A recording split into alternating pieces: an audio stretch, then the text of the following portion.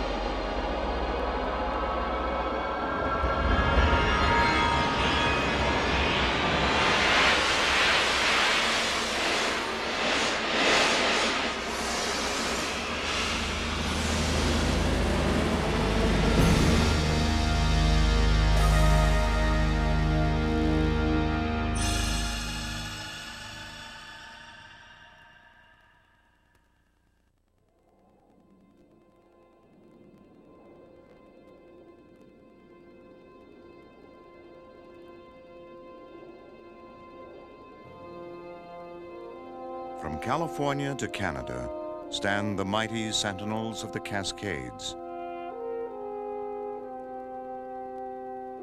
Mount Rainier dominating the horizons of Washington state. Mount Hood, highest peak in Oregon.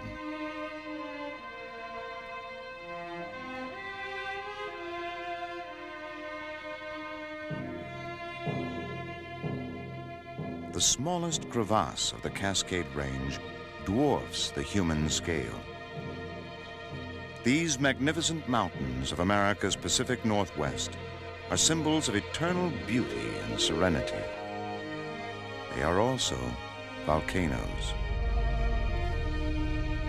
Born of fire, built by countless eruptions, their beauty masks a history of cataclysmic violence. Crater Lake in southern Oregon is all that remains of Mount Mazama, a great volcano which once towered a mile above these waters. Almost 7,000 years ago, Mount Mazama destroyed itself in an enormous eruption. Its ash blanketed half the continent. The collapsed caldera, 6 miles wide, now holds the deepest lake in America, its basin almost 4,000 feet deep. Today, Mount Mazama rises again. For Wizard Island is the emerging volcanic cone of a reborn Mount Mazama. In southern Washington state towered another volcano. Geologically young, it was the most active volcano in the Cascades. On a beautiful May day in 1980, it would sear its name into our memories forever. Mount St. Helens.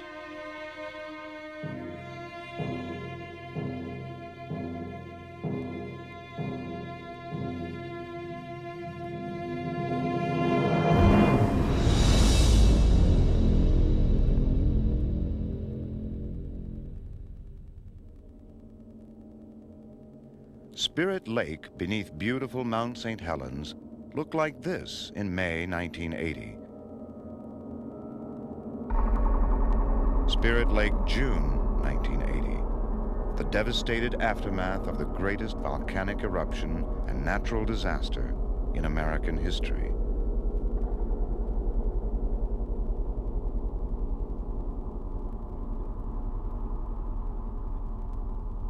This had been a place of unrivaled beauty and tranquility. Now, it is a hellish landscape of devastation on an enormous scale. The wreckage of a massive eruption of Mount St. Helens equal to the energy of 27,000 atomic bombs. For 123 years, Mount St. Helens had remained dormant. Then, at 8:32 a.m. on Sunday, May 18, 1980, an earthquake initiated the greatest landslide in recorded history. Mount St. Helens erupted, with an explosion heard 700 miles away.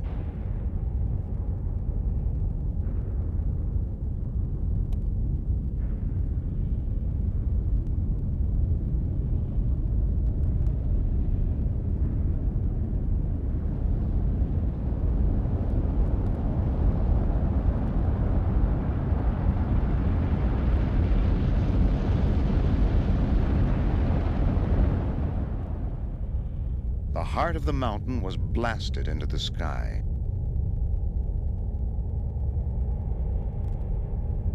Gigantic clouds of ash towered 16 miles above the mountain.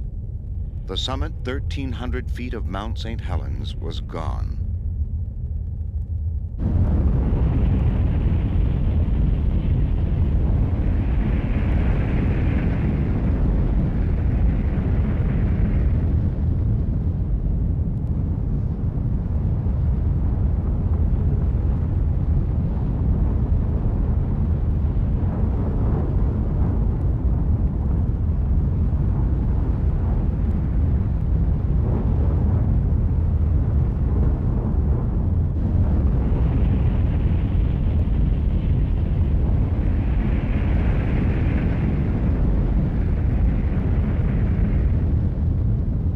Glowing avalanches of superheated gas and pyroclastics roared down the flanks of the mountain at hundreds of miles an hour, searing and flattening everything in their paths.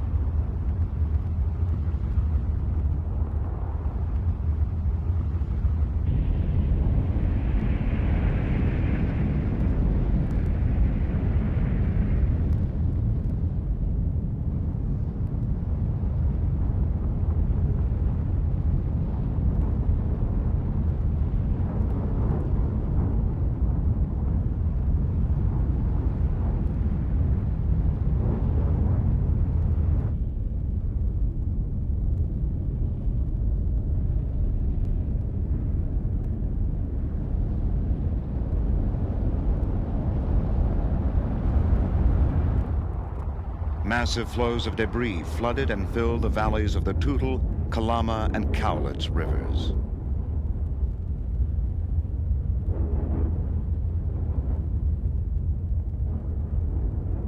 Prevailing winds carried the ash to the east, blanketing a vast area with a blinding ashen fallout. In eastern Washington, noon became night. This is Yakima, Washington, emerging from the long ashen night. Roads and airports, schools and businesses are closed. Cars stall in the choking ash. Downtown Yakima is a deserted ghost town. There is but half an inch of ash here. Ritzville has 5 inches, Moses Lake 2. Spokane, Ellensburg, Richland, all are covered with the same pervasive, shifting ash, which extends now into Idaho and Montana.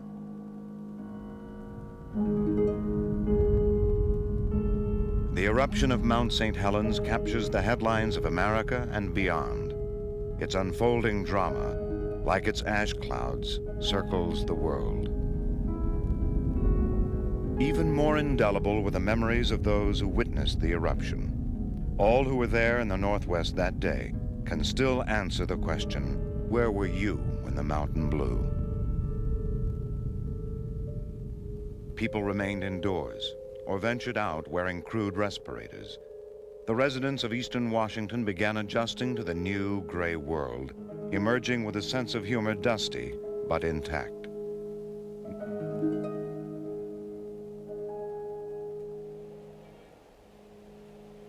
Nearer the devastated mountain, the story is a grimmer one. Within hours of the eruption, Army, Air Force, and National Guard units have initiated a massive search and rescue operation. They will lift 130 survivors to safety, but they will discover 25 killed, and more than 30 will remain missing and presumed dead. The views from the first helicopters into the devastated area are of awesome destruction and upheaval.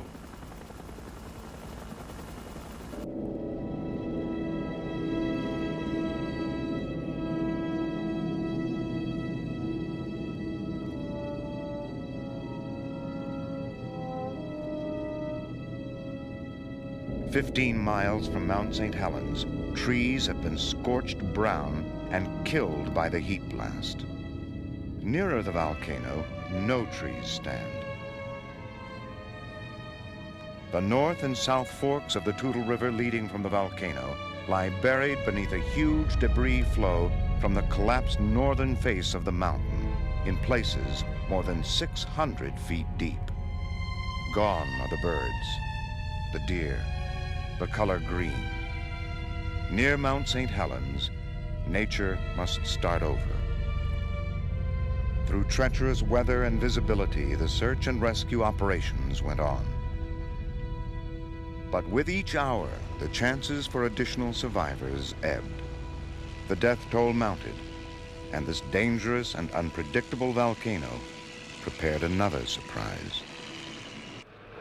In the middle of the night, 1 week after the first eruption, Mount St. Helens erupts again. This time the ash falls to the west. The names of Kelso, Longview, Toledo, Cougar, Castle Rock, Kalama, Chehalis, even Portland, Oregon, are added to the list of affected cities. Interstate 5 between Portland and Seattle is shrouded in ash. Rains temporarily suppress the ash, but coat the roads with a slippery frosting of wet ash.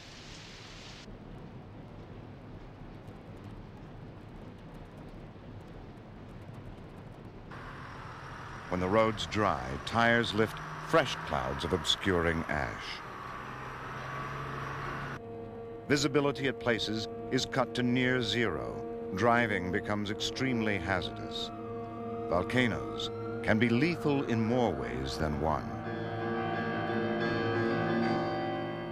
At the end of Memorial Day weekend, tens of thousands of vehicles clog Interstate 5, inching homeward through the dense volcanic gloom.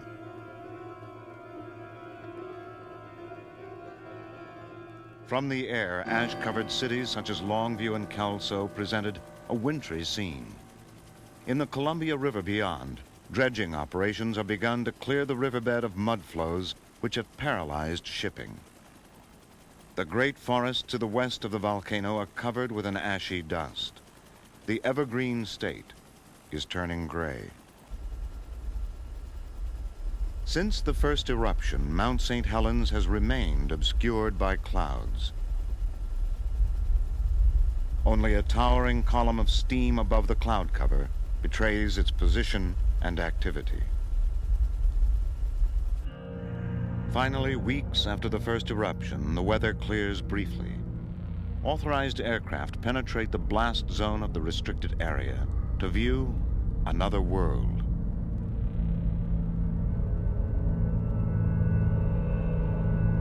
"230 square miles of timber flattened, combed by a gigantic force into grotesque patterns resembling coarse fur, revealing, like millions of frozen compass needles, the flow directions of the blast waves. Every treetop points away from Mount St. Helens.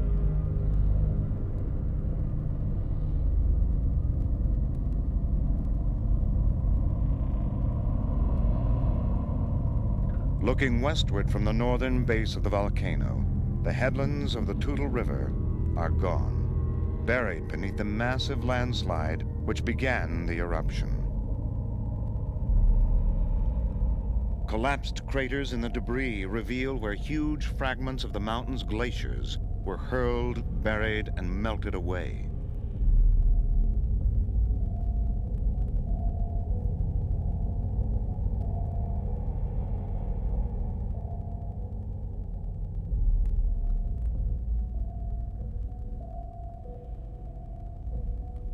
Spirit Lake is entombed 200 feet beneath this gigantic, steaming, log-filled mud hole which has assumed its name. 3 weeks after the first eruption, the clouds cleared from the flanks of Mount St. Helens. A towering plume of steam continued to boil thousands of feet into the sky from the volcano's active crater. A light coating of fresh snow softened the charred, tortured sides of the mountain. One could even say that Mount St. Helens was beautiful again. The crater of the decapitated mountain remained hidden beneath its steaming crown. Aircraft which ventured to its stormy edge viewed only a roiling cauldron of steam.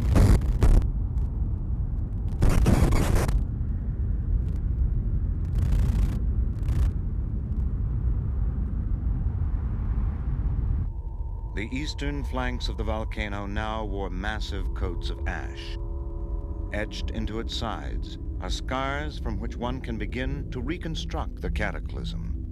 Great channels carved into the deep ash and debris through which the mud flows poured into the valleys below. The collapse of the north flank of Mount St. Helens and the great lateral blast which followed created this unearthly landscape. The volume of the avalanche deposit is immense, enough to bury all of downtown Seattle to the height of the Space Needle.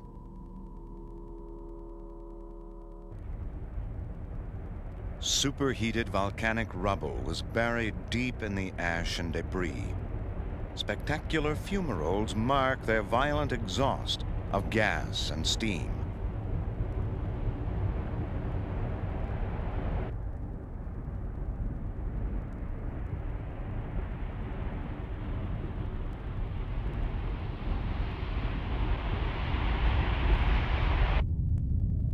This chaotic, upheaved landscape was cast when the collapsing northern flank of the volcano crashed against the opposing mountains.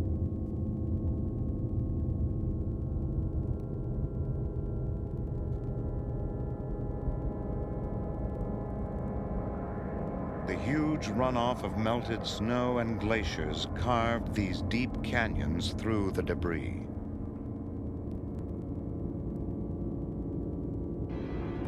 The mud and ash-laden floodwaters wreaked havoc through the river valleys.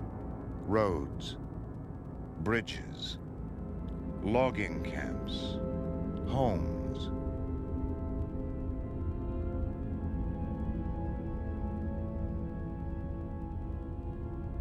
In the days following the eruption, the smoldering volcano hid its crater beneath its steaming plume. The mountain was making its own weather. Then, finally, the weather breaks again, and we attempt to fly into the crater itself. Approaching the volcano on its shattered northern side, we encounter severe turbulence flowing from the crater.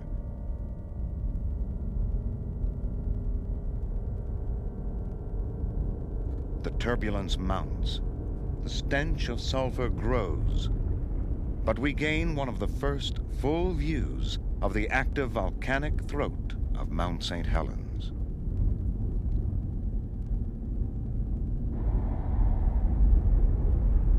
Several days later, the volcano beneath us will explode in a third eruption of atomic force. In the half year which followed, long periods of inactivity were to be shattered by 7 more major ash eruptions. The clearing weather of summer had revealed the full devastation created by the first eruptions. Mount St. Helens now resembled a huge amphitheater, its crater a mile wide.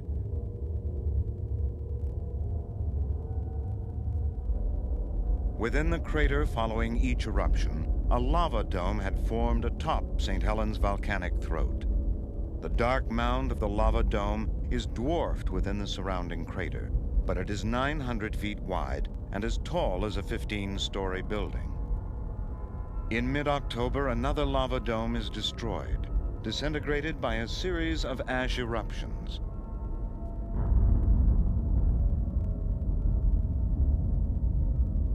We are witness to a rare event, the very beginning of a volcanic eruption.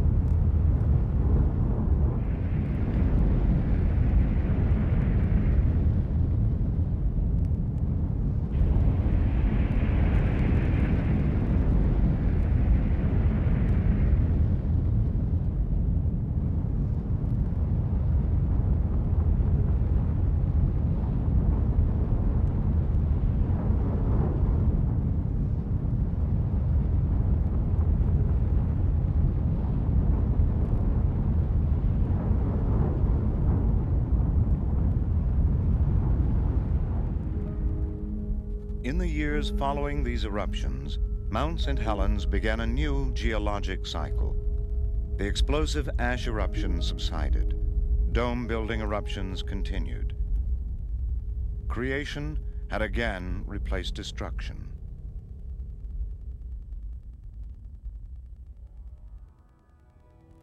A decade after its mighty eruption, the slow healing of Mount St. Helens has begun. Within the crater, the lava dome has grown to more than 1,000 feet in height. Repeated dome-building eruptions have extruded great blocks and lobes of viscous lava, slowly rebuilding the volcano. If the growth continues, and if the lava dome is not destroyed in an eruption, in 100 years the lava dome will fill the crater. And in 2 centuries, Mount St. Helens will have grown again to its pre-eruption height.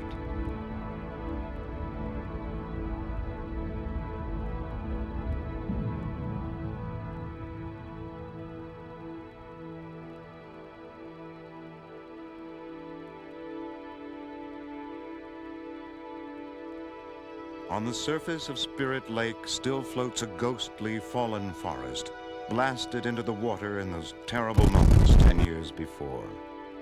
No fish have returned to Spirit Lake, but its waters are clear and blue again, and other forms of life abound. A quickened evolution of recovery is underway.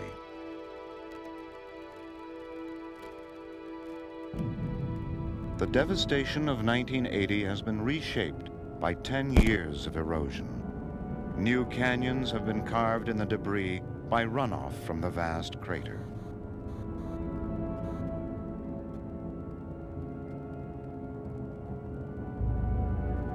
Long before the name St. Helens, in the legends of the Native Americans of the Northwest, this was Tawanlatkla, Fire Mountain. The pages of its fiery history can be read in the layers of the exposed crater walls. Like growth rings of a tree, they record the numerous eruptions which built Mount St. Helens. The message of the crater walls and the lava dome is clear. Mount St. Helens is a young and growing volcano. It will surely erupt again, perhaps in a year, perhaps in 100, perhaps more powerfully than in 1980. Scientists know that beneath us, a new time bomb is ticking. 10 years before, we witnessed the volcano's awesome powers of destruction. Now we are witness to the awesome power of life. For amidst the fallen forest, a young, new forest rises.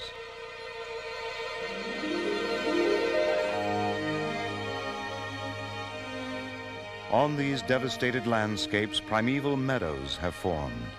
Plants have colonized and proliferated. Herds of elk have returned to graze. Life has reclaimed the blast zone.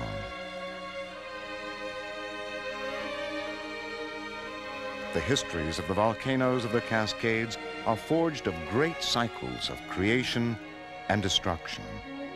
Mount St. Helens, once a symbol of surpassing beauty, now a centerpiece of vast devastation.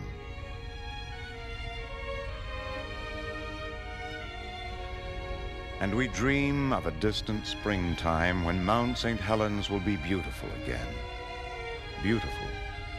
Until that day, as certain as the mountain stands, when the spirit of Tawanlatkla returns, and Fire Mountain roars again.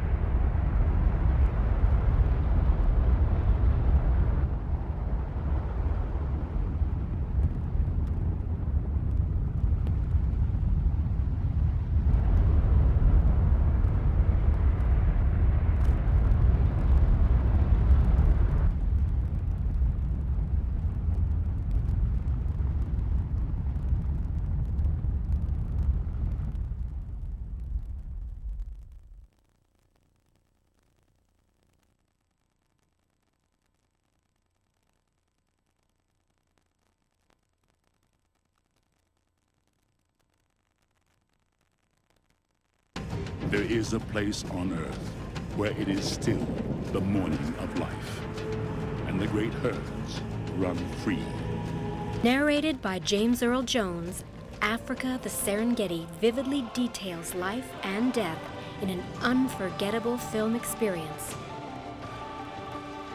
Filmed entirely on location in Kenya and Tanzania, Africa the Serengeti brings you spectacular vistas and dynamic aerials, along with dramatic shots of Africa's wondrous predators, making this continent so great.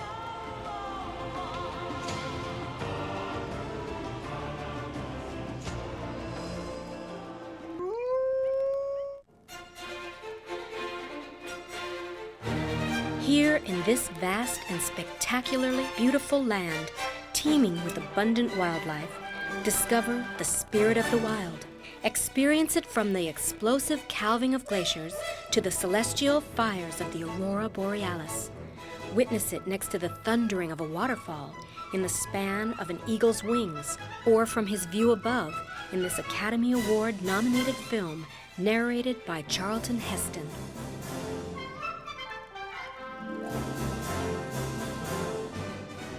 A Blue Ribbon American Film Festival winner, Genesis is an enlightening adventure which takes you back to continental drifts that began 20 million years ago. Somewhere in the universe, it is always the morning of creation. From Africa to Hawaii, you'll experience the results of powerful tectonic processes that are continually reshaping the Earth's surfaces.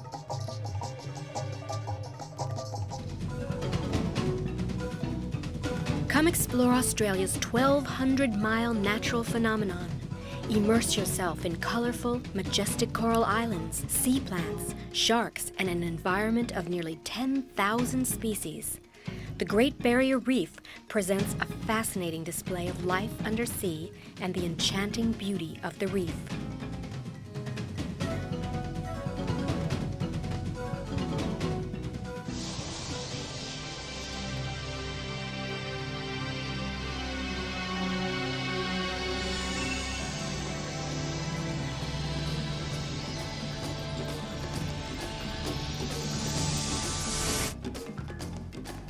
Narrated by Joseph Campanella, Search for the Great Sharks takes viewers on a round-the-globe expedition to discover some of the world's largest sharks and witness them at close range.